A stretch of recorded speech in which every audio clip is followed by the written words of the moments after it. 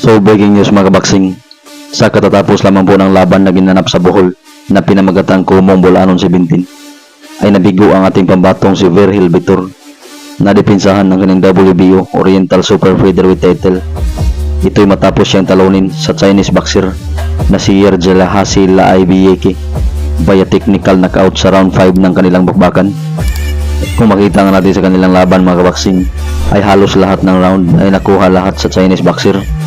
Sa katunayan nga ay pagdating ng round 3 ay pinabagsak pa niya si Vitor matapos tamaan ng kanyang sunod-sunod na kombinasyon.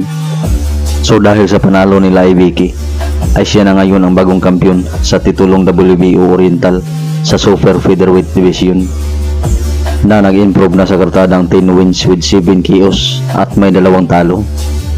Samantalang nalasap ni Vitor ang kanyang ika-4 na talo na may 22 wins with 15 KOs.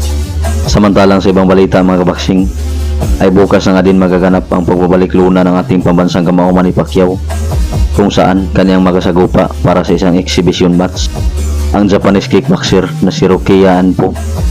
Sa weigh-in na ginanap kanina mga kabaksing, ay makikita natin ang advantage ng Hapon. Sobrang laki kasi kumpara sa ating pambansang kamao na tumimbang ng 151.5 libras, samantalang si Manny Pacquiao ay 150 libras. So abangan natin yan bukas mga kabaksing, ang exhibition fight ng ating pambansang kamao, kung may ibubuga pa ba taliwas sa kanyang edad. Samantalang bukod sa laban ng ating pambansang kamao Manny Pacquiao bukas mga kabaksing, ay sasabak din bukas ang isa pa nating pambatong former world champion na si Pedro Taduran para sa isang championship fight, kung saan kanyang susubukang agawin ang titulong IBF sa minimum weight na hawak ng kampiyon na Hapon na si Jinjiro Shizuoka. Kapwa pasok ang dalawa sa kanilang weigh-in, kung saan tumimbang ang kampiyon na Hapon na si Shizuoka ng 104.5 libras, samantalang ang ating pambatong si Taduran ay 104.3 libras.